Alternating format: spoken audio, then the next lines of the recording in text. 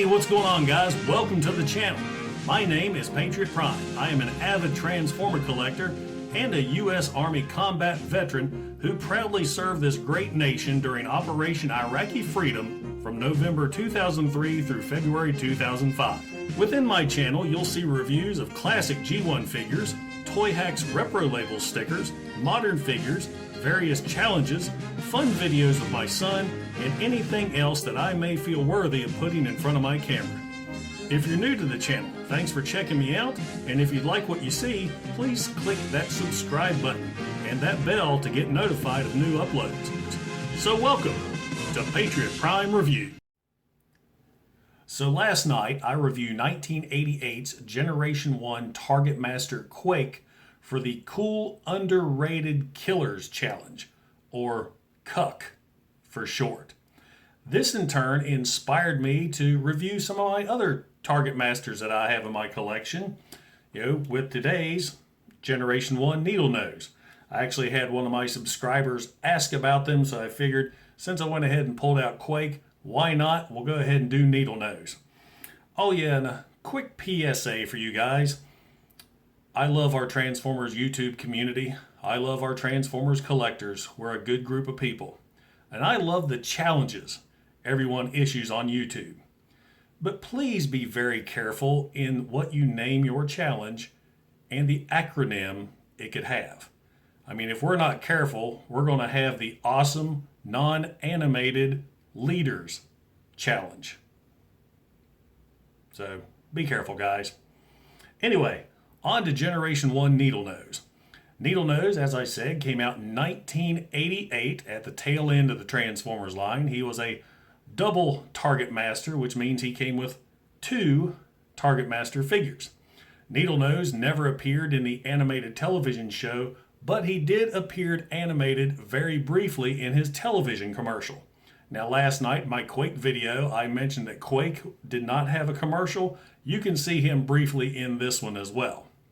Needlenose appeared in issue 63 of the Marvel Comics series, and he was right on the cover bearing a Decepticon brand.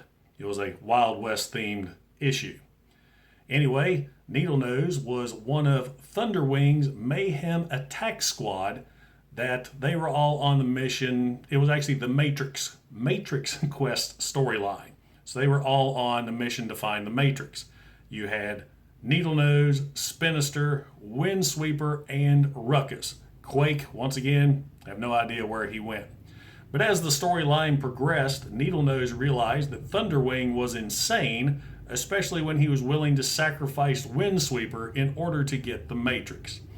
So welcome to Patriot Prime Reviews 1988 Decepticon Double Targetmaster Needlenose.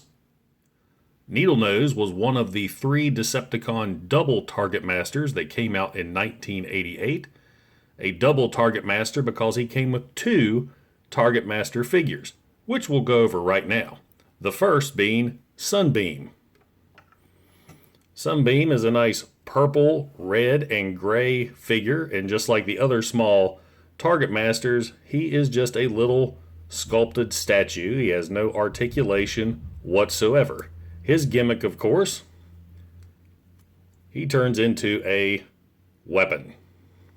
So there is Sunbeam. Next up is Zigzag, a nice yellow, black, and gray figure. Very well molded, once again, no articulation, but does turn into a double-barreled weapon. The gimmick with these figures, of course, is you can combine both of them into a super weapon, such as a three-barrel blaster or a longer rifle. And that is pretty much it for the two Targetmasters. Now let's get on to Needlenose himself. Needlenose in jet mode kind of looks like an F-16 Fighting Falcon. He's got some nice molded details throughout. You can see the panel lines. Some nice stickers. These are the original stickers. I haven't repro labeled up him yet. It looks like there was a sticker right here that I have yet to clean off and replace, but He looked alright, so I didn't fool with him too much. Stickers here on the tail fin. Nice painted canopy. I did add a Decepticon logo there on the nose cone. Underneath, he does have wheels and landing gear that goes up and down. Now, quick note about this figure. This tail fan is only attached by a clip, a pair of clips actually, and trying to find a Needlenose loose with this tail fin attached is a rare feat indeed.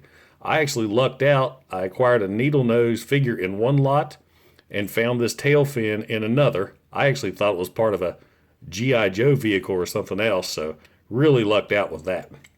But as far as the jet mode is concerned, that is it for Needlenose.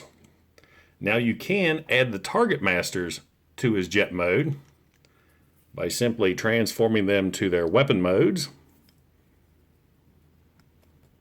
and attaching them to the pegs underneath the wings. So we'll put Zigzag there and Sunbeam right there. And there you go. That's how you wield the Target Masters in vehicle mode.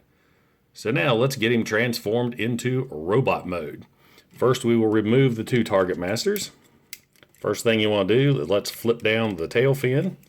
You're going to rotate the nose cone up and over like so.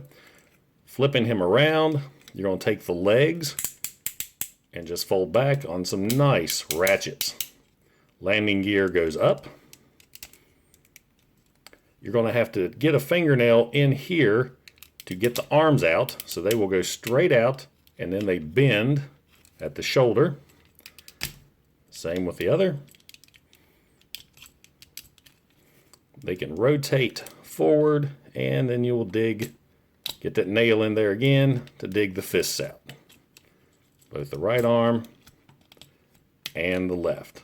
And then what we'll do is flip up this top portion, revealing the robot's face. So now let's get him stood up in robot mode. Oh, forgot to flip the feet out. And there we go. So now let me adjust the camera accordingly. And now we have Zigzag in robot mode. And he is not a bad looking robot mode at all. He's got a lot of nice molded details throughout the chest, the waist, and the arms. The face kind of reminds me of a knight. He even has a knight-looking helmet here on top. A lot of nice details on the face, but unfortunately, they painted it all yellow, so you can't really tell much from a distance. So I wish he at least had some painted-in eyes, but oh well, it was the 80s. What are you going to do? Articulation, his arms go up and down, and they are on a soft ratchet, if you can hear that.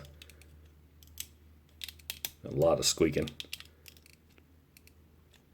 But trust me, it's there. And of course, the soft ratchet enables him to hold his two Target Masters. So we can put Sunbeam here in his right hand and Zigzag in the left. So there we have him all armed up, wielding his two Nebulon Target Master partners. Of course, you can double weapon these as well